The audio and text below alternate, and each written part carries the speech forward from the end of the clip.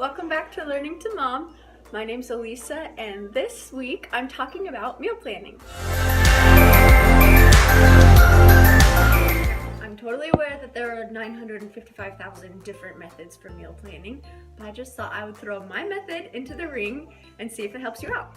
Ever since I've been married, I've done some kind of meal planning, but lately I've been in a super big rut with my meal planning, and basically it looked like me making an arbitrary list of meals that I'd like to make for the week, going grocery shopping, getting all the groceries for it, coming home, and then not making most of the meals and wasting a lot of food, ordering a lot of pizza, and eating a lot of spaghetti, which is not at all how I want to feed my family. And I realized that a lot of my meal making woes came from a lack of planning. So I've made this new meal planning system that's really helped me cook and feed my family the way that I want to. My goals with this meal plan system were that it would be easy to learn and make my life easier, that it would help us eat healthier, help us waste less food and waste less money, and also that it would be sustainable, that I could keep it up and it wouldn't burn me out. So let's jump in and I'll show you my meal plan system. I have 2 example weeks right here. One is from last week, so it's all filled out and complete, and one is this week, which I'm working on right now.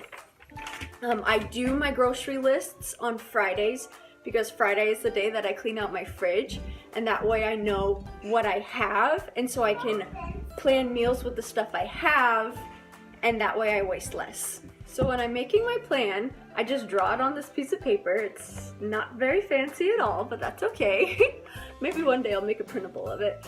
But I plan my dinners Sunday through Saturday. Saturday usually ends with leftovers, just to make sure that we eat everything that we have before it goes bad. Then I also have a box for breakfast and a box for lunch. I don't plan which days we're going to have those things. It's just like the options for the week. And then also a snack box, and then a special box for things coming up that I need to plan about. Like this one says Claire's coming because Claire came and visited me this weekend. It was the best thing ever. And here's a little glance at our upcoming week. You can see this week it's my dad's birthday, my nephew's birthday, and we're going out of town on Saturday. And so I already know what we're having for dinner those days because we're having a thing with my dad, so I have to bring something. We're having something for my nephew, so I'll have to bring something, and then we're going to be out of town. So those days, I know I don't have to plan regular dinners. So it's pretty quick and easy for me to fill out these boxes because they're pretty much the same week to week. I just write them down so that 1, if I for some reason can't think of something to make, I just look at my list. And 2, when I'm making my grocery list, I can look up here and check to make sure I have all the things that I need to fulfill the things in these boxes. The last thing I plan is the dinners, and lately I've been using the Clean Simple Eats cookbooks to plan my dinners. It makes it so much easier having like a set of options to pick from, and also like in each cookbook, there's one for each season. It has a lot of similar ingredients between the recipes, so I feel like I can use things up and not a lot of stuff goes to waste. One other thing that I focus on when I'm planning my dinners for the week is what type of meat it uses. I've figured out that for our family, if we have chicken meals 5 days a week, it costs about $5 a week total for all the chicken that we use. Whereas if we use like red meat, it costs like $5 or $6 or $7 or $8 for one meal. So we stick to a lot of chicken. In fact, pretty much standard, we eat chicken for every dinner except one each week. That way it keeps costs down, but also we have a little bit of variation in our protein, and I think it keeps us pretty happy. And one final way that we've been reducing our waste is that Brandon, when he goes to work every day, he takes the leftovers from dinner the night before. So our leftovers always get eaten, and the leftover of the leftovers gets eaten on Saturday night for dinner. So since we've been doing this, we have really not had very many leftovers left over in our fridge. How many times can I say leftover in a sentence? So that's how I do my week planning, but that still doesn't take care of the problem of getting to 5 o'clock and not knowing what to make for dinner. One of the things that has helped a lot is that I assign a day to the dinners that I'm making.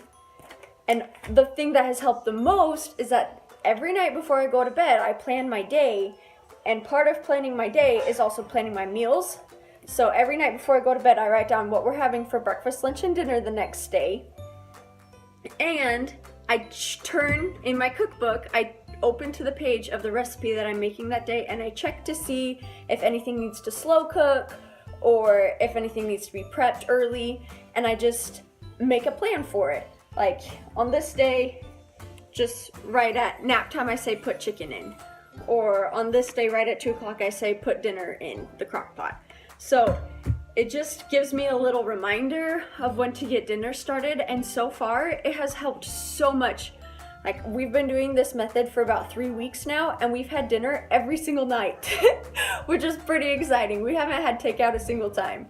So I'm really excited about what this meal plan is gonna do for my family, and I hope you will try it if it seems like something that'll work for you guys, and let me know how it goes in the comments. One thing that I haven't tried yet that I've been thinking about is bulk prepping, and I'm curious to know if you've ever tried bulk prepping and if that's helped you and your family. So let me know that in the comments below, and make sure to like and subscribe, and we'll see you next week.